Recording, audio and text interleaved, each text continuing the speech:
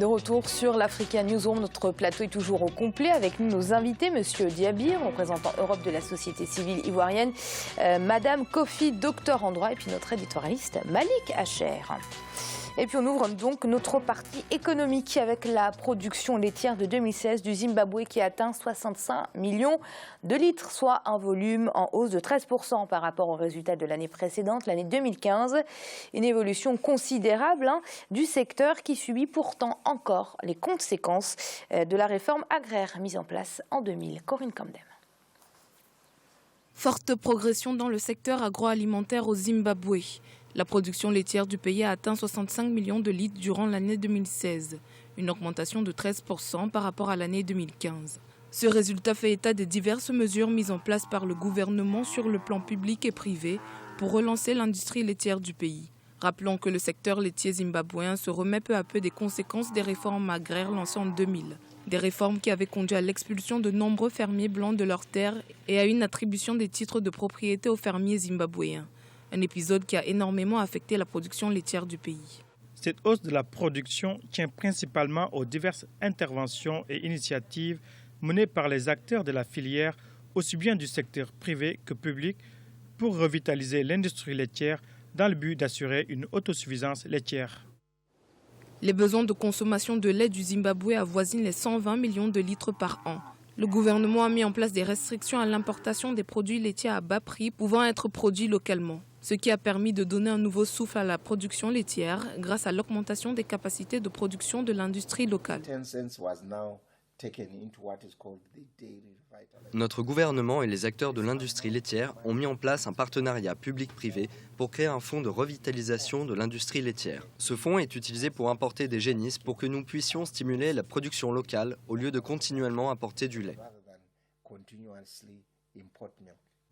Si pour le moment la production laitière n'atteint pas les 260 millions de tonnes des années 90, le Zimbabwe est en voie de rétablir ce standard. En effet, l'industrie est actuellement autosuffisante dans la production de tous les types de produits laitiers, à l'exception du fromage, du lait en poudre et du beurre qui sont toujours importés. Une hausse certes, mais si on se réjouit aujourd'hui des 65 millions de litres avant la réforme agraire, la production laitière s'établissait au Zimbabwe à 260 millions de tonnes. On en est bien loin, Madame Kofi. Oui, on en est bien loin parce que, comme le disait le reportage qui vient de passer, les réformes agraires qui ont eu lieu dans les années 90 ou 2000 ont eu un impact conséquent sur la production de lait. Mais je pense que l'État zimbabwéen est en train de tout mettre en œuvre pour s'autosuffire. Et c'est pourquoi aussi il a adopté un protectionnisme à l'encontre de l'importation de lait. Reste qu'on n'est pas encore à la production suffisante, mais je pense que l'État est en train de tout mettre en œuvre pour pouvoir atteindre une autosuffisance. Alors, vous parlez d'autosuffisance, Madame Kofi, il en manque aujourd'hui la moitié, puisque les besoins de consommation de lait du Zimbabwe avoisinent les 120 millions de litres par an. On est aujourd'hui à 65 millions. Malik, il en manque donc la moitié. Les efforts à fournir par les autorités sont encore très très nombreux. Effectivement, quand on voit la situation démographique du Zimbabwe, quand on voit ce dynamisme démographique, il faut, je dirais, que les autorités fassent attention à la situation qui va venir, c'est-à-dire d'un accroissement naturel qui est toujours aussi fort et qui ne cesse d'augmenter.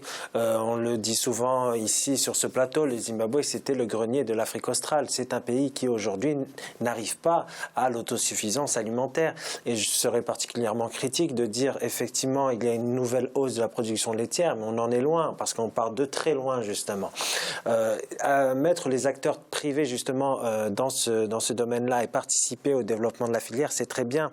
Mais est-ce que limiter les importations alors qu'on n'arrive pas à couvrir, justement, la demande nationale, est-ce une bonne idée? Je ne pense pas. On arrivera à limiter les importations tant qu'on ne satisfera pas son marché national, même si ça coûte de l'argent, parce qu'aujourd'hui, on est obligé d'importer pour satisfaire la population. C'est une mesure de limiter les les importations qui est, je dirais, prise en compte parce qu'on argue que l'argument c'est de dire qu'il faut préserver les finances, mais on n'a pas à préserver les finances quand on voit que la situation est telle au Zimbabwe. Alors une crise économique aujourd'hui au Zimbabwe, on ne va pas le rappeler, accentuée par la sécheresse et une crise alimentaire qui couve. Madame Kofi, le Zimbabwe peut-il encore s'en sortir? Il faut toujours avoir de l'espoir. Il faut espérer. Je pense que le Zimbabwe va... Quand la plupart des pays viennent de loin, on critique nos États, mais la plupart des pays viennent de loin. Tous les pays ne sont pas logés à la même enseigne. On sait que la sécheresse est très, très, très rude au Zimbabwe, dans certains États. Et la plupart du temps, c'est vrai qu'on n'a pas le résultat escompté, mais les autorités font du mieux qu'elles peuvent pour pouvoir satisfaire à leur population. Et le gouvernement béninois, justement, a annoncé il y a quelques semaines la création de 500 000 emplois dans le pays. Un programme ambitieux qui vise bien évidemment à réduire significativement le taux de chômage, notamment au sein de la jeunesse. Reportage Leftiounou, commentaire Idlet Mirabel Bissou. Le gouvernement du Bénin s'active pour concrétiser son vaste projet de création de 500 000 emplois à l'horizon 2021. Dévoilé à l'occasion de la présentation de son programme d'action le vendredi 16 décembre 2016 à Cotonou, ce projet vise à réduire le taux de chômage. Les différents secteurs pourvoyeurs d'emplois et le nombre d'emplois visés sont déjà définis par le gouvernement. L'agriculture et les services portuaires sont visés. Nous avons validé, ces projections sectorielles-là, l'emploi dans l'agriculture, l'emploi dans le tourisme, l'emploi dans les infrastructures, l'emploi dans le cadre de vie et d'autres encore. Et donc tout ça, validé par des projections macroéconomiques, oui, ce chiffre est non seulement réaliste, mais indispensable. Si nous voulons casser les tendances passées où le chômage s'accumulait, il faut arriver à cet objectif-là et nous allons nous y investir. Le chômage constitue un véritable problème socio-économique au Bénin. Le nombre de chômeurs est chiffré en 2015 à plus de 3 millions selon le gouvernement. L'offre d'emploi est très limitée et peu diversifiée. Nous avons besoin de le faire, c'est indispensable pour casser le pessimisme qui vient justement de l'accumulation de ce chômage et de sous-emploi qui fait que nos jeunes n'ont plus de perspective.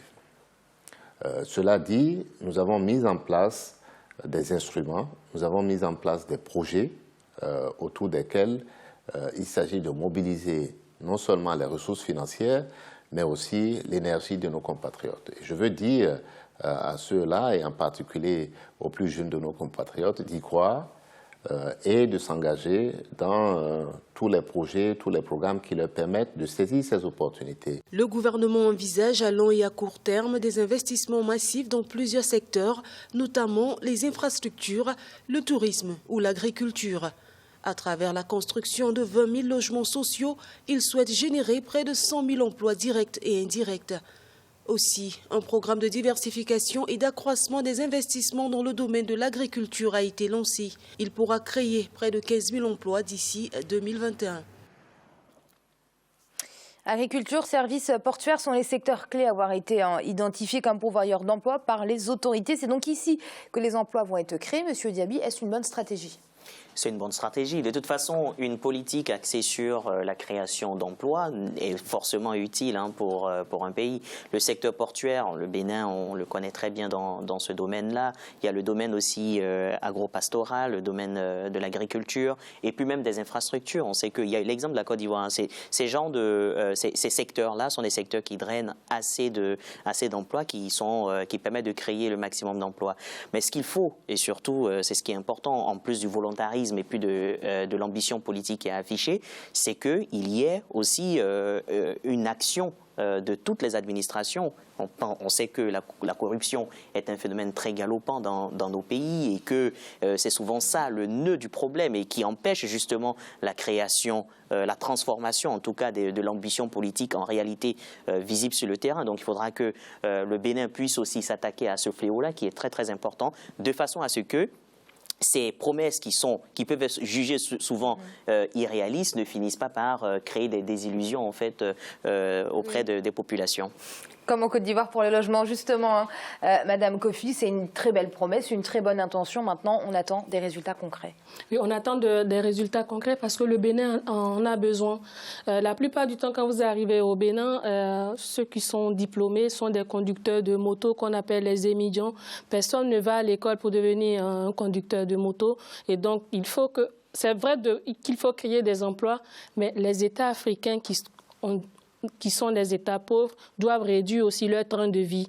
Ce ne sont pas toujours les jeunes, les populations qui doivent fournir des efforts, mais du côté des autorités aussi, ils doivent serrer la ceinture parce que quand un ministre, il a combien de conseillers, le président, il a combien de conseillers, il a combien de voitures, il faut réduire ça et je pense aussi qu'il faut mettre une démarcation entre les biens publics et les biens privés. Ça aussi, ça peut contribuer à l'avancement et à l'avancée de nos États parce que ça ne sert à rien de créer des emplois. Est-ce que ces emplois-là seront viables, seront productifs? Parce que ça ne sert à rien de payer quelqu'un pour lui dire, à la fin de chaque mois, pour dire va travailler en sachant que son poste n'est pas productif. Il faut que ces emplois soient réalistes et que nos États aussi réduisent leur train de vie, y compris les conseillers et leur train, une démarcation effective entre les derniers publics et le patrimoine de l'État et les biens privés de nos autorités. Bien évidemment. Malik, le chômage, notamment au sein de la jeunesse, est un problème qui mine, j'ai envie de dire, la quasi-totalité, voire la totalité des pays du continent africain. Comment on crée de l'emploi? Comment on régule ce marché du travail qui est en berne? Je pense que les investissements publics qui vont être mis en place, c'est en partie la réponse qu'il faut justement pour permettre à ces jeunes de trouver un emploi. Pendant longtemps, ces pays ont été, je dirais, impactés négativement par il faut savoir aussi, les problèmes sécuritaires, les réajustements structurels. Donc ça a plombé leur économie. Mais ces jeunes-là, ils ont des potentialités énormes. Et le Bénin, qui est un pays qui reste quand même attractif au sein de l'Afrique de l'Ouest, a tous les atouts pour réussir. Juste une chose, il faudrait justement, par exemple, dans le secteur agricole, essayer d'attirer les jeunes en leur disant que c'est le métier de l'avenir. Ce n'est pas un métier du passé. Et coupler ce domaine-là de l'agriculture avec les nouvelles technologies qui pourra les attirer. Et très rapidement, on va faire le chiffre du jour puisqu'il ne nous reste plus beaucoup de temps. 60, c'est le nombre de projets hôteliers à Alger, la capitale algérienne, d'ici à 2019. Tourisme thermal, culturel, saharien, côtier. L'Algérie a de quoi séduire et pourtant, les visiteurs étrangers, il faut le dire, sont peu nombreux. Malik, l'Algérie dit vouloir s'ouvrir au tourisme aujourd'hui. Pourquoi ne l'a-t-elle pas fait avant? Elle ne l'a pas fait avant parce que ce n'était pas une priorité et ça reste une priorité. Moi, je demande à voir. Je pense qu'il faut encore ouvrir ce secteur davantage. On doit supprimer la règle du 51-49, par exemple, qui oblige un opérateur étranger à s'allier avec un local algérien tout en restant minoritaire. Je pense que la bataille de la quantité est en train d'être gagnée, mais la bataille de la qualité n'est pas encore terminée. Je pense qu'il faut aller plus sur la formation, sur des écoles d'hôtellerie. Il y en a qui se mettent en place en Algérie, mais ça reste encore insuffisant. Et autre chose, essayer de mieux communiquer sur notre pays. Alors je dis notre parce que c'est particulièrement le mien, mais il faut communiquer davantage sur la destination Algérie. Vous savez, on a vu des reportages sur l'Algérie et malheureusement ce sont souvent des Occidentaux, entre guillemets, qui le font, ces reportages-là, et ce ne sont pas forcément les Algériens. Alors aux Algériens de promouvoir leur pays et sa diversité, et au gouvernement d'agir et d'ouvrir ce secteur pour que ça puisse être un moteur économique important au lieu des hydrocarbures. Madame Kofi, on y croit? Vous êtes optimiste sur le secteur touristique algérien qui devrait se bonifier et en tout cas s'ouvrir dans les prochaines années? Je suis tout le temps optimiste en ce qui concerne tous les États africains qui vont s'en sortir. Mais il ne suffit pas aussi de créer des plateformes hôtelières ou de créer des hôtels. La sécurité aussi est un aspect très important chez nous parce que vous pouvez tout avoir. S'il faut que les djihadistes ou des gens aient des fusils, que vous vivez tout le temps dans l'insécurité, les investisseurs ne vont jamais venir, les touristes ne vont jamais venir. Il faut aussi créer des tests, comme M. Malik l'a dit tout à l'heure, qui permettent aussi... L'Algérie s'en sort bien niveau stabilité sécuritaire? Oui, mais l'Algérie, oui, elle s'en sort, mais elle n'est pas à l'abri.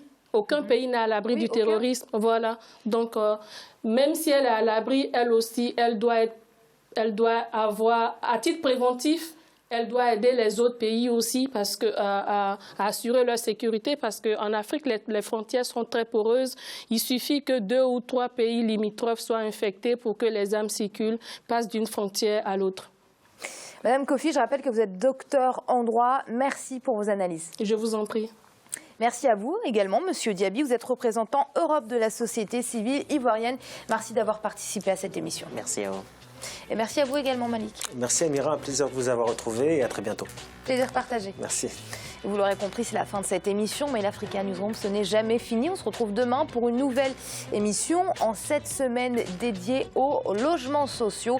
Le dossier du jour sera consacré au cas particulier du Tchad. Merci de nous avoir suivis et à demain.